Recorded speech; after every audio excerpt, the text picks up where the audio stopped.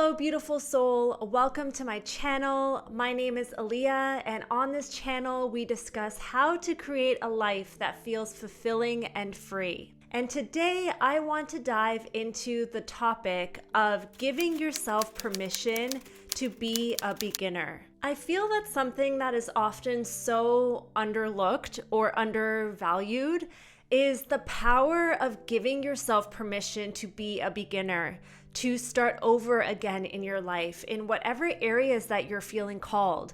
Maybe it's starting over in a career or in a creative project or a side hustle or starting over in a relationship. Maybe it's starting over in all areas of your life. And there's such a fear that often comes with beginning again, with starting over and being a beginner in your life, especially as we move through adulthood and into all of these stages and ages of life that have been marked with these particular milestones in our society. But I have really found over my journey that being a beginner is how you create new opportunities for yourself. It's how you actually pave your own path and create a life for yourself that feels authentic and aligned and fulfilling for you. And I was really reflecting upon this in my own life over the past couple weeks as I've just kind of been reflecting on 2022 and the year. And I really realized how grateful I am that over the past few years, I have really given myself permission to be a beginner again in so many areas of my life, but particularly in terms of my career and creative expression and that sort of thing. So last year, at the beginning of 2022, I made a commitment to myself that I really wanted to show up on YouTube and post at least one video a week. And when I made that commitment a year ago, I was such a newbie YouTuber. I was such a beginner, but I could feel in every inch of my body that this was a platform that really resonated with me, and this was something that just really sparked my creative inspiration. So I did that. I committed to the year of at least one video a week on YouTube, which for the most part I stuck to. And honestly, looking back, I still have so much to learn in my creative journey and in my filmmaking journey and in YouTube.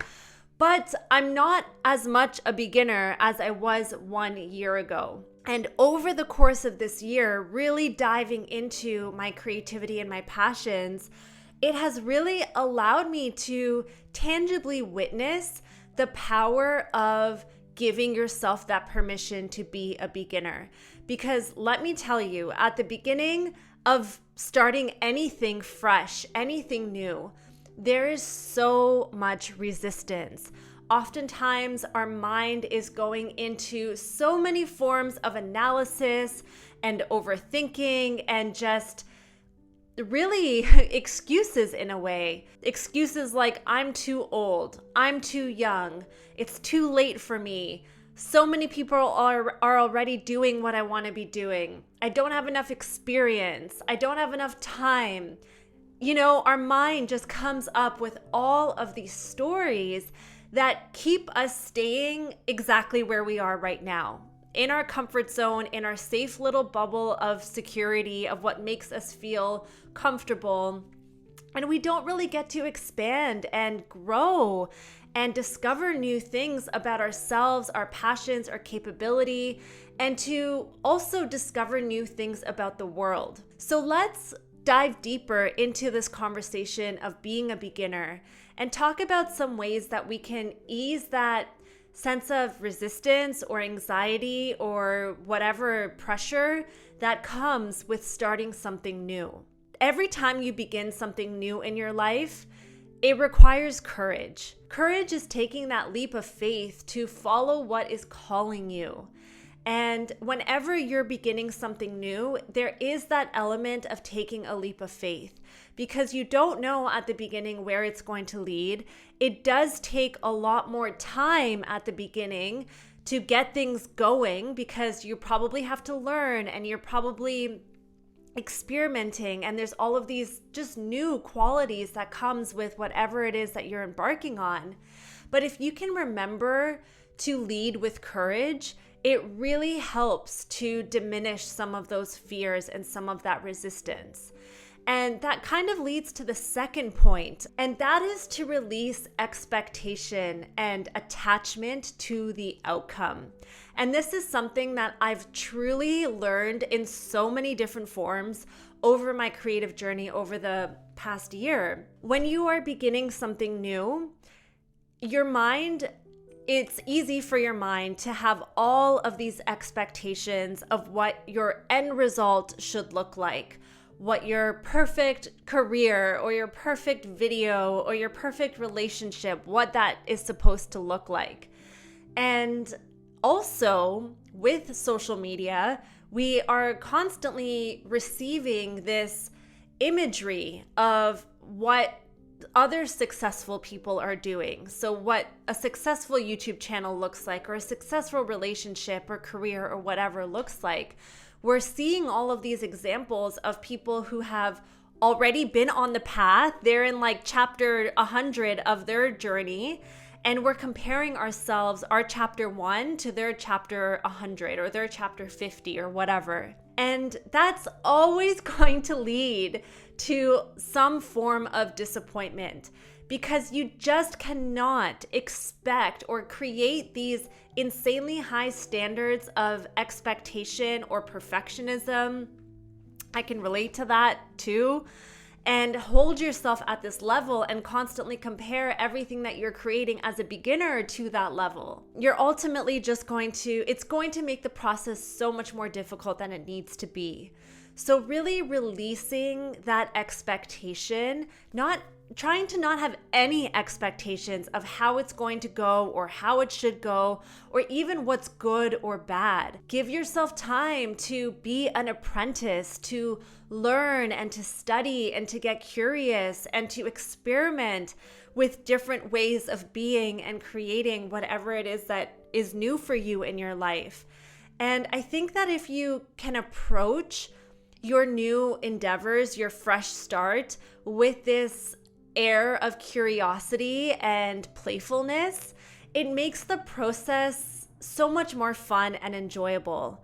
So remind yourself, because I feel like it really gets to be a constant reminder when you're first starting something new, to let go of the outcome and release any expectations and just allow yourself to show up authentically, curiously, fully, playfully into what's calling you and what's in front of you in this moment. Now, the next thing that really gets in the way when you are beginning something new in your life is the ego. And the ego is, again, tied to expectations. It is our mind that is wanting to keep us safe and secure, but because of that, the mind is operating through the lens of fear. And this sense of fear, especially when you're starting something new, can be really debilitating and can create even more resistance. I remember so intensely carrying this fear of judgment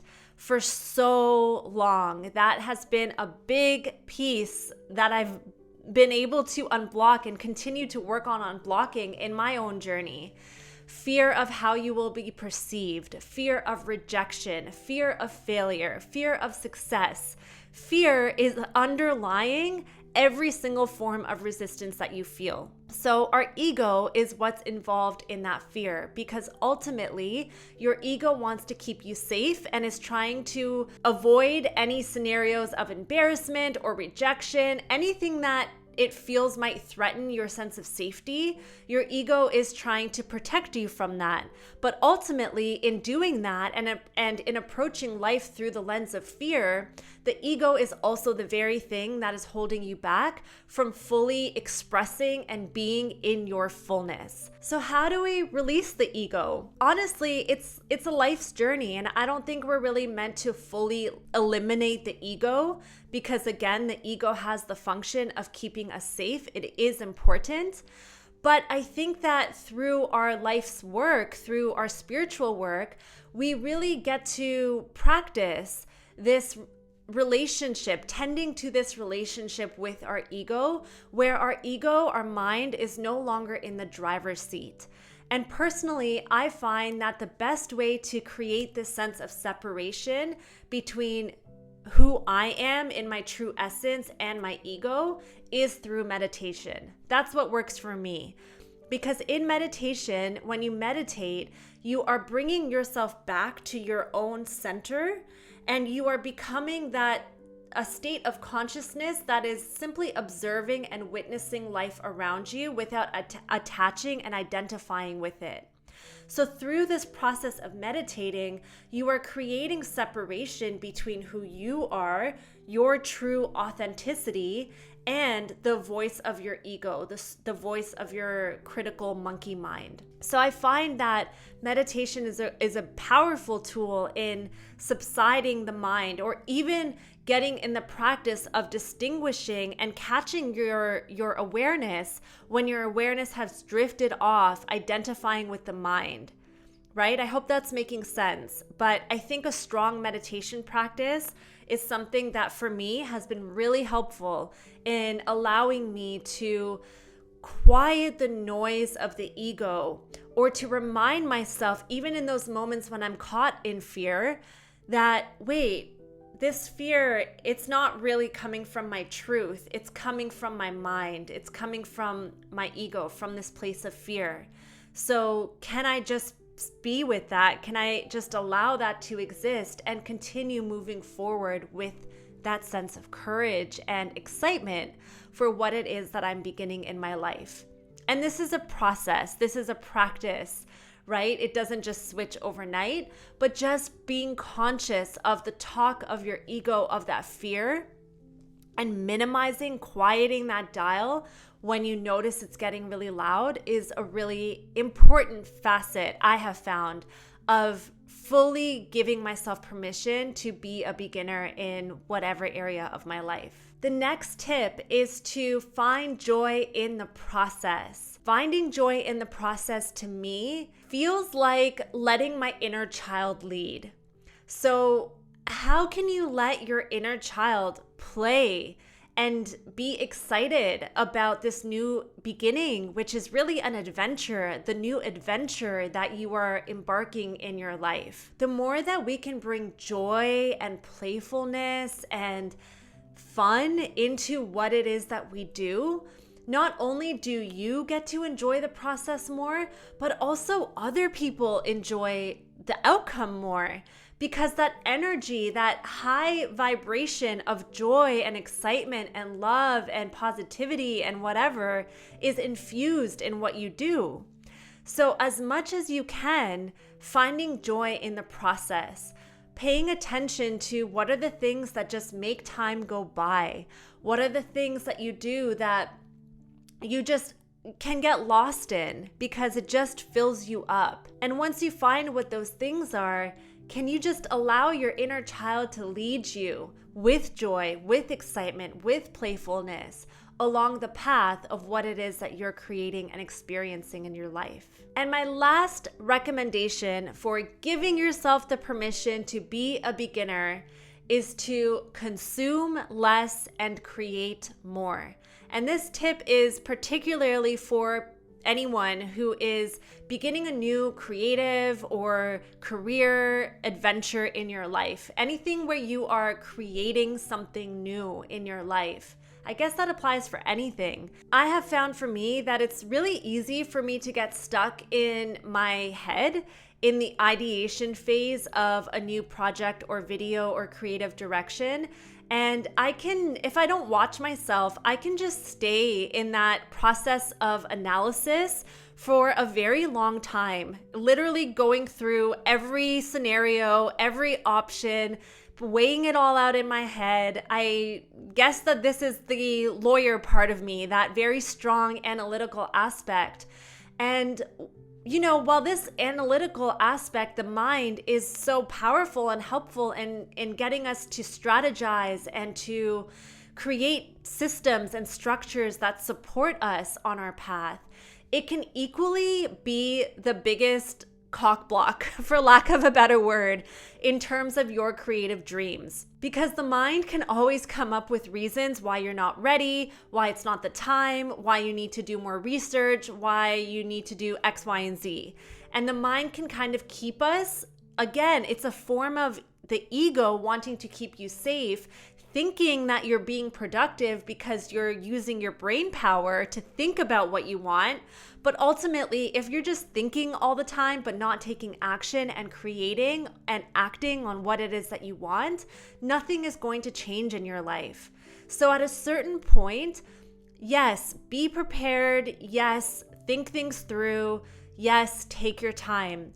But at a certain point, if you are continuing to just think things and mull things over and overthinking, and what if this happens and what if that happens, that is a sign that you are stuck in the analytical overthinking phase. And it's really time to put some of these ideas into action to see what happens.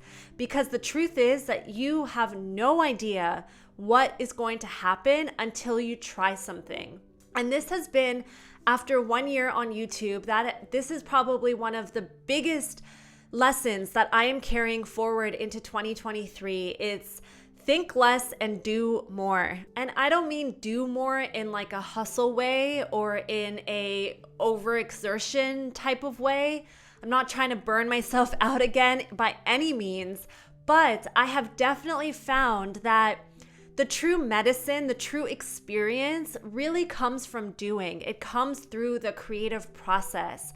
And honestly, for me, like if I take these videos as an example, the end result, okay, whatever the end result is, however many views or whatever a video gets, that's the end result. But the process of me making each and every video is really where the growth has been for me. It's not in the number of subscribers that I've gotten or in the views or whatever. I mean, I'm still have such a long way to go, but in the creative process of making the video, of confronting my own fears, of confronting my own resistance, of taking action, of failing so many times, of failing and making mistakes and realizing that those mistakes are the very things that teach me what success really is. So give yourself permission to take that action so you can actually get the tangible experience that will move you out of this beginner phase over time. I would love to hear in the comments below what you are committing to in 2023 that is new. What is the fresh beginning that you want to embark on in your life in this upcoming year? And I hope that whatever that new beginning is, that you feel that you have a bit more courage or confidence to give yourself that permission slip to be a beginner.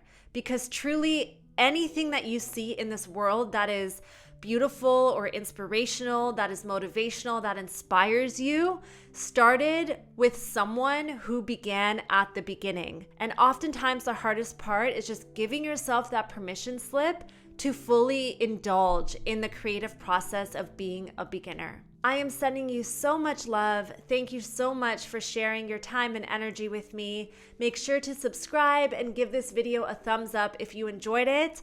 I am cheering you on your new beginnings, and I will talk to you again very soon.